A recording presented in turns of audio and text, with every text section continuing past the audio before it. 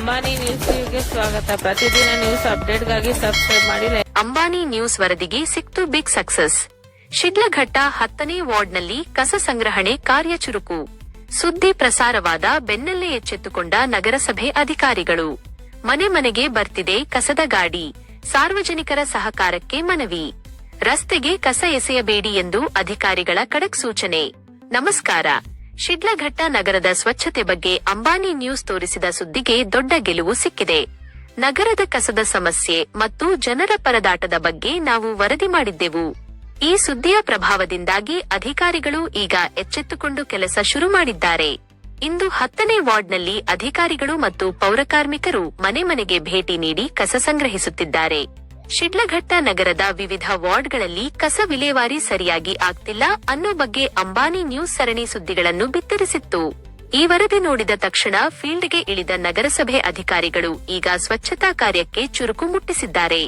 ಅಧಿಕಾರಿ ಜ್ಯೋತಿ ಅವರ ನೇತೃತ್ವದಲ್ಲಿ ಪೌರಕಾರ್ಮಿಕರು ಇಂದು 10ನೇ ವಾರ್ಡ್ನಲ್ಲಿ ಮನೆ ಮನೆಗೆ ಹೋಗಿ ಕಸ ಸಂಗ್ರಹಿಸಿದರು. ಆದರೆ ಇಲ್ಲೊಂದು ಸವಾಲು ಎದುರಾಗಿದೆ.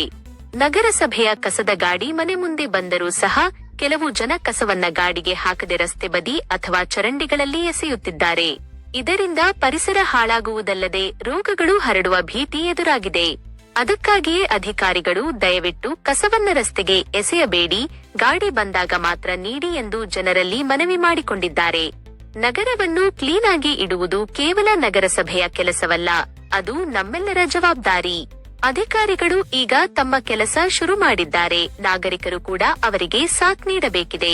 ಕಸವನ್ನು ಎಲ್ಲೆಂದರಲ್ಲಿ ಎಸೆಯದೆ ನಗರಸಭೆ ವಾಹನ ಬಂದಾಗಲೇ ಅದಕ್ಕೆ ನೀಡುವ ಮೂಲಕ ಶಿಡ್ಲಘಟ್ಟವನ್ನು ಸ್ವಚ್ಛವಾಗಿಡೋಣ.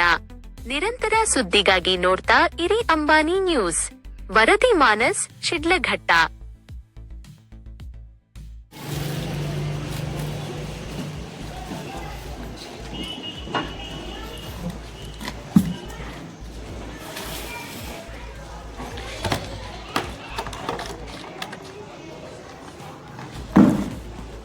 ಕಸ ಎಲ್ಲ ರೋಡ್ಗೆ ಐತಾ?